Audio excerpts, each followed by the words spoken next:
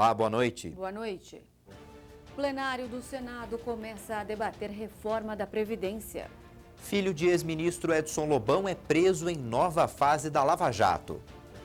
Índice de homicídios no Brasil caiu quase 10% em 2018 na comparação com o ano anterior.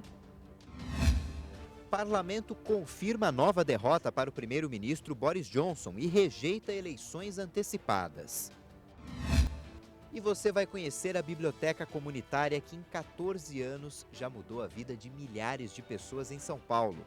Agora, no Jornal das 18 horas.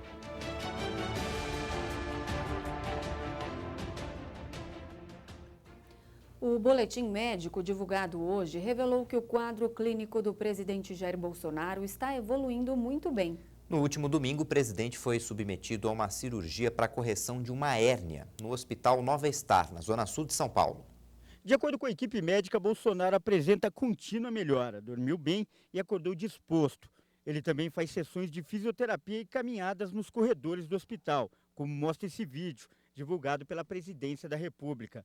A preocupação é evitar trombose. 48 horas depois da cirurgia, o presidente mantém a dieta líquida, à base de chá, gelatina e caldo ralo. O doutor Macedo nos informou de que não há pressa para retornar à alimentação e isso está completamente dentro do previsto. A licença vai até quinta-feira e, a partir daí, Bolsonaro deve reassumir a presidência da República, segundo informou o porta-voz, mesmo que seja necessário trabalhar daqui, do hospital. Quando nós falamos a palavra despacho, trata-se, para deixar bem transparente, é a possibilidade de dialogar eventualmente com os ministros, é a possibilidade dele conversar diretamente com o vice-presidente da República. Efetivamente, e sob o ponto de vista legal, o presidente não exercerá o seu poder maior, que é de dirigir a nação por meio do Poder Executivo. Neste momento, a responsabilidade é do general Mourão. Além da equipe, que inclui seguranças, médicos e o porta-voz, também acompanham Bolsonaro, a mulher dele, Michele Bolsonaro, e um dos filhos, o vereador do Rio de Janeiro, Carlos Bolsonaro. A alta dar-se-á no momento que a equipe médica entender que o presidente encontra-se nas melhores condições para, inclusive de pronto, realizar a viagem de retorno a Brasília. Então, nós não vamos especular a respeito de momentos, mas vamos sim desejar o mais pronto restabelecimento do senhor presidente da República. O plenário do Senado iniciou hoje a fase de debates sobre a reforma da Previdência. Especialistas foram convidados para discutir o assunto com os senadores. Com o início da fase de debates, a reforma entrou na reta final de tramitação. Ao todo, 6 especialistas vão falar a favor e contra a matéria. Entre os convidados estão o secretário de Trabalho e Previdência, Rogério Marinho, e o ex-ministro da Previdência, Ricardo Berzoini. Ontem, o presidente do Senado, Davi Alcolumbre, afirmou que o calendário de tramitação está mantido e a reforma da Previdência deve ser concluída no dia 10 de outubro. A Polícia Federal prendeu hoje Márcio Lobão, filho do ex-ministro Edson Lobão, numa nova fase da Operação Lava Jato. Essa operação investiga crimes relacionados ao contrato de empreiteira para a construção de Belo Monte, no Pará. Márcio Lobão e seu pai, o ex-ministro Edson Lobão, são suspeitos de envolvimento em esquemas de corrupção para a construção da hidrelétrica de Belo Monte e de outras empresas como a Transpetro, subsidiária da Petrobras. Segundo o Ministério Público Federal, eles receberam 50 milhões de reais em propina da Odebrecht entre os anos de 2008 e 2014. Outros 40 contratos de quase R$1 bilhão estão sendo investigados na edição de número 65 da Lava Jato. A Polícia Federal informou que estão sendo investigados os crimes de corrupção e lavagem de dinheiro por conta de pagamentos de vantagens indevidas. O MP afirmou que o dinheiro era entregue em espécie a um escritório de advocacia ligado à família Lobão no Rio de Janeiro. A investigação mostrou que os recursos eram lavados de várias formas e a verba de origem ilícita era transformada em dinheiro de aparência legal. Investimento e sobrevalorização de obras de arte, financiamento imobiliário fraudado em nome de terceiros, utilização de laranjas, transações financeiras no exterior, contas e ativos no exterior, tudo para tentar maquiar uma origem lícita ocultar ativos das autoridades brasileiras e, assim, poder fazer uso de um recurso. A operação cumpriu mandados de busca e apreensão nas cidades do Rio de Janeiro, São Paulo e em Brasília. Entre os alvos estão endereços de galeria de arte e de agentes financeiros que administravam as contas de Márcio Lobão no exterior. Um estudo revelou hoje que apenas 1 em cada 5 brasileiros de 25 a 34 anos tem diploma de ensino superior no país. O resultado brasileiro é bem inferior à média de países que compõem a OCDE, a Organização para a Cooperação e Desenvolvimento Econômico, que é de 44%. O estudo revelou ainda que entre os 45 países pesquisados, o Brasil está entre as 5 nações com os piores números de pessoas com ensino superior. Em comparação com países da América Latina que divulgam os seus dados sobre a educação, o Brasil também tem números preocupantes. Está atrás da Argentina, Chile, Colômbia, Costa Rica e México. Segundo o levantamento, o país com o maior índice de pessoas com idade entre 25 e 34 anos com diploma de ensino superior é a Coreia do Sul, com 70%. Em seguida vem a Rússia, com 63%, e em terceiro o Canadá, com 62%. O país com o pior índice é a África do Sul, com 6%. O relatório foi divulgado nesta terça-feira pela OCDE. O governo de Mato Grosso decretou situação de emergência por causa das queimadas no estado. A medida foi assinada pelo governador Mauro Mendes, do DEM. A situação de emergência, com duração de 60 dias, permite ações como a compra de bens e materiais sem licitação e autoriza a busca de auxílio do governo federal para enfrentar os problemas. Para justificar a medida, o decreto cita o documento do INPE, que informa que houve um aumento de 230% nos focos de incêndio em relação ao ano passado. O governo do estado também alegou o risco para a saúde pública por conta da estiagem e da baixa umidade do ar. Uma das queimadas atinge o Parque Nacional da Chapada dos Guimarães, a 60 quilômetros de Cuiabá. O fogo atinge pontos turísticos e a fumaça dificulta a visibilidade nas rodovias. Agora, o governo estadual deve enviar um relatório ao governo federal para que ele reconheça a situação de emergência. O Tribunal de Justiça de Minas Gerais manteve a absolvição do cunhado da apresentadora Ana Hickman, Gustavo Corrêa. Ele foi acusado de matar um fã da modelo que, em 2016, planejou um atentado contra ela em um hotel de Belo Horizonte. Gustavo já tinha sido absolvido em primeira instância, mas o Ministério Público do Estado recorreu da decisão por acreditar que houve excesso na legítima defesa. No novo júri, a absolvição de Corrêa foi mantida por 3-0. O número de homicídios no Brasil caiu quase 10,5% no ano passado em relação a 2017. Os dados foram apresentados pelo Fórum Brasileiro de Segurança Pública. Foram registradas pouco mais de 57.300 mortes violentas intencionais no Brasil em 2018, enquanto em 2017 este número foi superior a 64 mil. A quantidade de assassinatos é a menor desde 2013. A taxa de mortes para cada grupo de 100 mil habitantes chegou a 27,5%, sinalizando também uma queda na média do país. As maiores taxas foram registradas nos estados do norte. Roraima, que tem mais de 66 homicídios para cada 100 mil habitantes, seguidas de Amapá, Rio Grande do Norte e Pará. Já as menores taxas foram observadas no Distrito Federal, Minas Gerais, Santa Catarina e destaque para São Paulo, com média de 9 assassinatos para cada 100 mil habitantes. O estudo associa a taxa de homicídios em Roraima e no Amapá à atuação de facções criminosas nessas regiões. Mesmo depois de 2 anos afastados do Tribunal de Contas do Rio de Janeiro, 5 conselheiros continuam recebendo salários. Eles foram presos na Lava Jato do Rio. Já receberam cerca de 4,5 milhões de reais em quase 900 dias sem trabalhar. Os 5 foram presos temporariamente na Operação Quinto do Ouro, em março de 2017. Em abril, eles foram soltos, mas seguem afastados das funções desde então. Os 5 conselheiros se tornaram réus em junho pelos crimes de corrupção passiva e lavagem de dinheiro. O Tribunal de Contas do Estado do Rio diz que precisa de uma decisão judicial para poder deixar de remunerar os conselheiros afastados. A Procuradoria-Geral da República pediu urgência ao Supremo Tribunal Federal para o julgamento da validade das delações premiadas de executivos e ex-executivos do Grupo JF. O relator no Supremo, Edson Fachin, liberou o caso em março, depois que os acordos de delação foram suspensos pela PGR em 2017 por uma suposta omissão de informações. Na ocasião, a PGR entendeu que eles omitiram que o ex-procurador Marcelo Miller orientou o acordo enquanto ainda atuava no Ministério Público.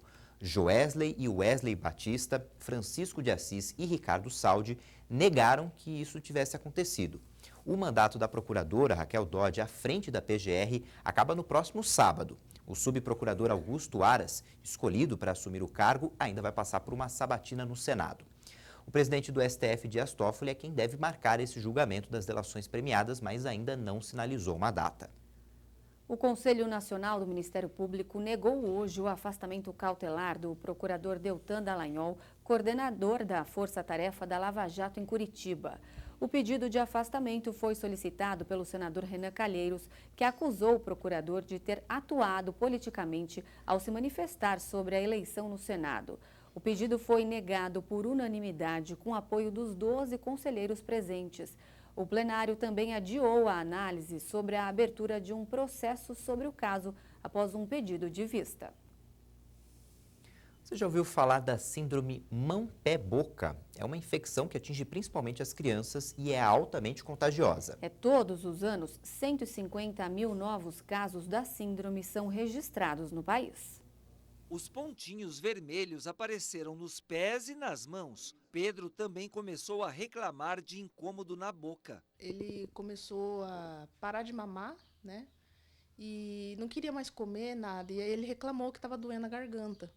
E quando eu fui ver, estava cheio de bolinhas na língua, né? Bolinhas pequenininhas.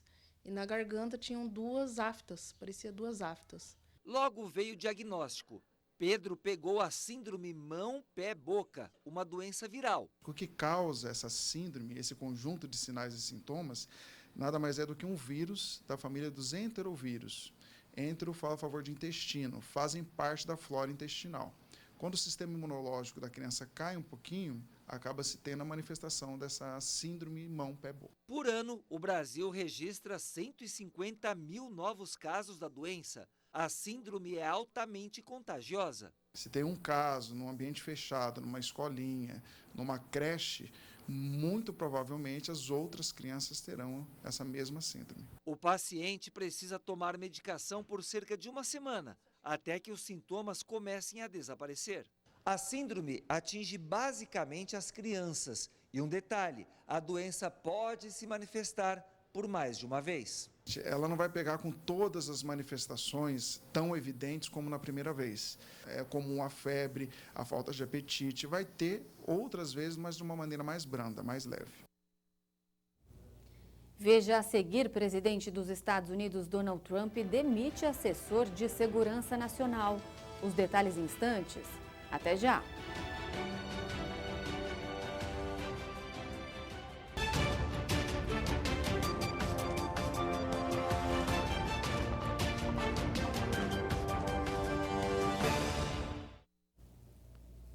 O governo revisou para cima a expectativa de crescimento do PIB brasileiro. A previsão inicial era de uma alta de 0,81% e agora é de 0,85%. Essa estimativa é do Ministério da Economia.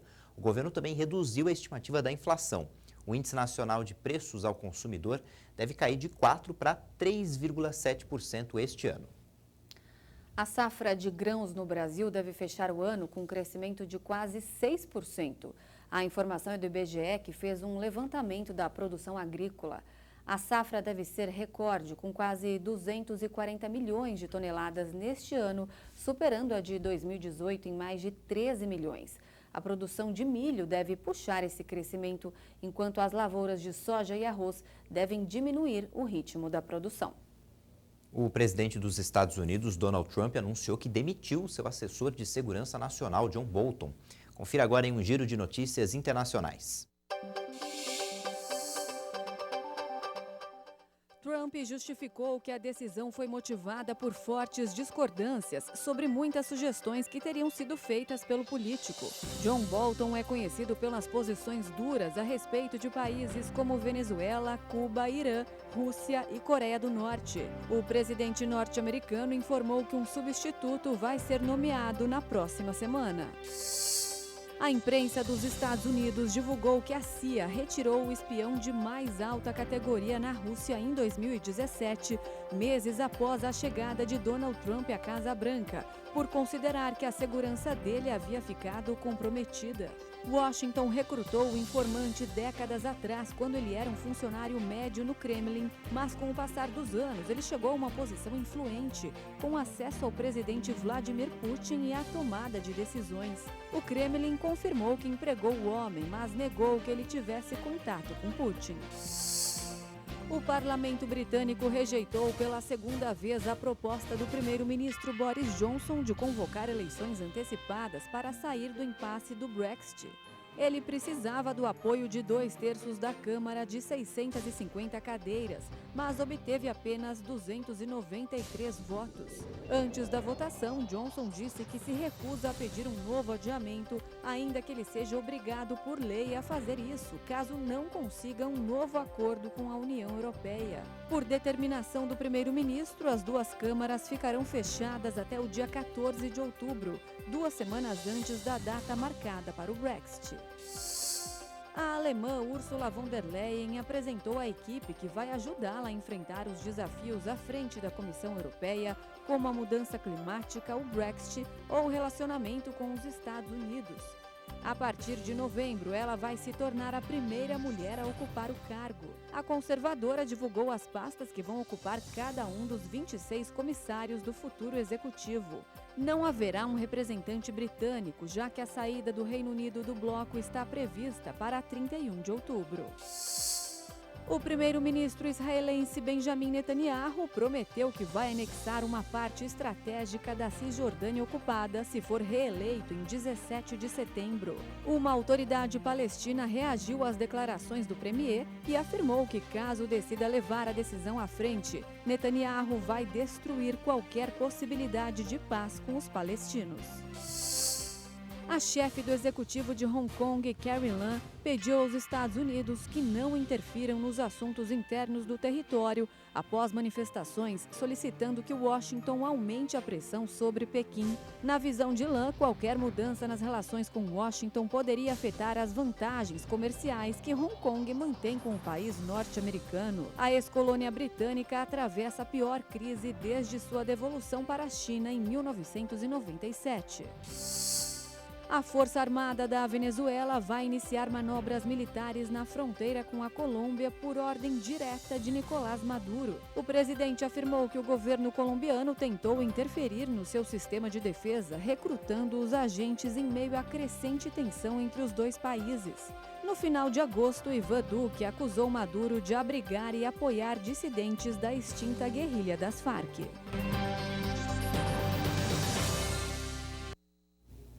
O clima de cautela no exterior fez o dólar fechar praticamente estável hoje.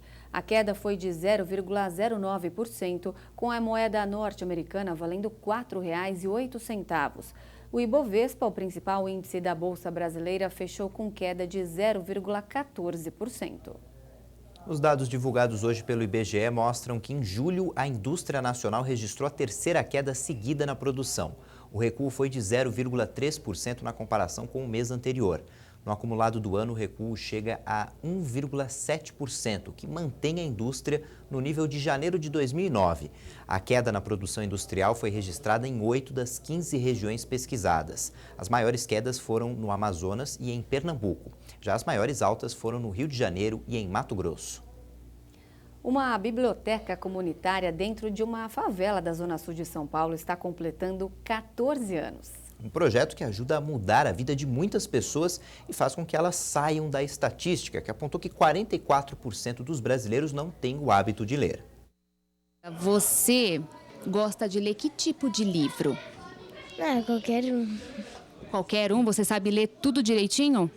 Sei. O que você mais gosta de ler? Diário de um Banana. Sobre o que é esse livro? Fala sobre um menino e da vida dele. Você gosta bastante? Amigo dele, é. São 3 andares com 12 mil livros e um trabalho feito com muita dedicação, amor e apoio. Nos encantamos com a ideia. Nos encantamos porque eu acho que é extremamente importante construir um bairro educador. Eu acho que é extremamente importante interagir com a comunidade e transformar um espaço físico num espaço que conversa com as pessoas. Existem outros espaços e formas para ajudar e incentivar o hábito da leitura. Há 14 anos, esta biblioteca comunitária mostrou para milhares de pessoas que ler, além de bom, pode mudar o roteiro de muitas vidas. É na infância que se aprende a importância de ler livros, mas fazer da leitura algo prazeroso para as crianças é um grande desafio. Aqui na Biblioteca Comunitária de Heliópolis, o incentivo à leitura é feita de uma forma diferente, por meio da arte. Oficinas de dança, teatro e contação de histórias fazem dos livros bem mais atrativos. Hoje a gente trabalha a literatura através do teatro, através da música, através da dança e principalmente da contação de história. Então, um exemplo que eu vou te dar é a dança. A gente transforma um livro em dança, num espetáculo. E com isso a criança ela se sente mais motivada a vir, a participar. E é legal porque os pais passam a ler, né? Porque quando a gente trabalha um livro, os pais também têm que estar cientes do que as crianças estão aprendendo aqui na biblioteca. Então, em dado momento, a gente faz mediação de leitura à noite aqui com esses pais também. Ler é a base do conhecimento e, com o poder da leitura, transformar vidas, tanto de quem lê como de quem vive perto.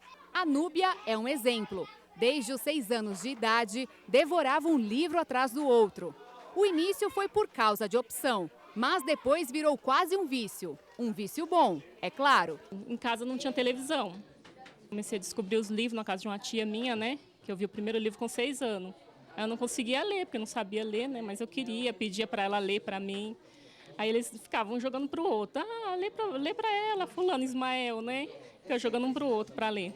Aí eu pensei comigo, não, eu quero ler, né? Quero aprender a ler. E me esforcei para ler, porque eu queria muitos livros, né? E até hoje. Segundo a pesquisa Retratos da Leitura do Instituto ProLivro, 44% dos brasileiros não têm costume de ler.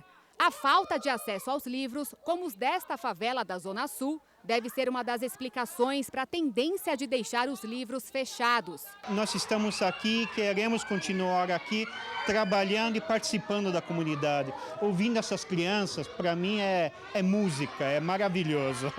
E aqui está tudo mudando, até porque uma leitura feita com prazer desenvolve a imaginação, a atenção e a linguagem das crianças. Que o diga o Lorenzo. Esse é legal, né? Esse é legal? Olha o tamanho desse, olha. Olha o tamanho, ó. Quanta página. Você gosta desse livro grande? É mesmo, eu gosto de... Eu sou forte. Você é forte? É, E gosta de ler? É mesmo.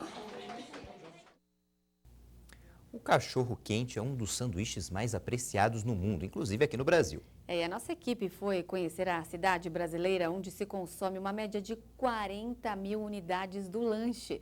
E fica atrás apenas de Nova York, nos Estados Unidos. Ele é o sanduíche mais famoso do mundo. Dizem que foi inventado por um açougueiro de Frankfurt, na Alemanha, que decidiu nomear a criação em homenagem ao seu cachorro da raça Basset, aquele que a gente popularmente chama de salsicha. Mas há quem diga que um outro alemão, Charles Feltmann, teria levado a salsicha para os Estados Unidos por volta de 1870 e usou para inventar um sanduíche com pão e molho. Você já sabe de quem estou falando, né? Só poderia ser do cachorro-quente, é claro.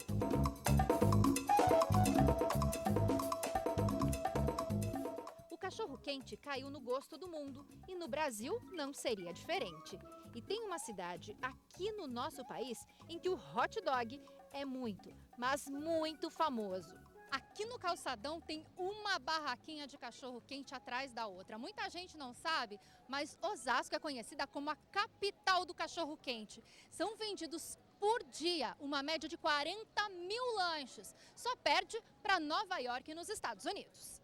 Essas barraquinhas ficam no segundo maior comércio popular da América Latina, por onde passam 350 mil pessoas por dia. E só perde para 25 de março, na capital paulista. Entre uma comprinha e outra, você pode escolher um dos mais de 135 carrinhos de cachorro-quente. É praticamente parada obrigatória. É muito bom esse cachorro-quente. Às vezes a gente nem tá com fome, mas só o cheiro. Tudo desse cachorro-quente aqui de Osasco, todos do calçadão são maravilhosos. E é difícil a gente não passar aqui para não comer um cachorro-quente. É muito legal, eu gosto de todos os cachorro-quentes daqui. A Dona Lia vende cachorro-quente aqui no calçadão há 20 anos. Durante a semana, são 100 lanches em média por dia. No fim de semana, esse número dobra. E o segredo, segundo a Dona Lia, são os temperos especiais que ela usa. Esse cheiro verde é pimentão, é coentro, é cebola, é manjericão, é um monte. Abrir ali tá cheio. Bem temperadinho. Pode ir ali e ver que tá uma delícia. E tem para todos os gostos, o tradicional e o no prato, todos no capricho. Entre os ingredientes estão repolho, milho, vinagrete, batata palha, uma camada generosa de purê de batata, cheddar, requeijão e queijo ralado. É ou não é de fazer a gente salivar? Os preços variam de R$ 5 a R$ 12. Completo é esse aqui, dessa plaquinha, né? Aí ele é completo com 2 salsichas, é R$ 6. Tem o completo com a gente tem os do prato, que é de 7, 10 e 12, pequeno, médio e grande. Aí vai o queijo ralado, que dá um sabor maravilhoso. Aí vai o meu tempero, que é mais maravilhoso ainda, que eu não vou te falar. E graças a Deus, Osasco é a capital do cachorro-quente e as autoridades têm que valorizar isso, porque a receita que nós trouxemos para a cidade é muito grande. Nós empregamos muita gente por causa do famoso cachorro-quente. Vem gente do mundo inteiro. Mas o que a gente quer saber mesmo é o que o Dogão de Osasco tem de tão especial para atrair tanta gente. Acho que é um toque especial dos donos aí, viu? Porque é maravilhoso. Acho que tem um sabor diferente, né? Amor, eu vejo elas fazendo com tanto amor. Muito bom. O cachorro-quente é tão bom que eu já trabalho com cachorro-quente há um tempo. E eu como todos os dias.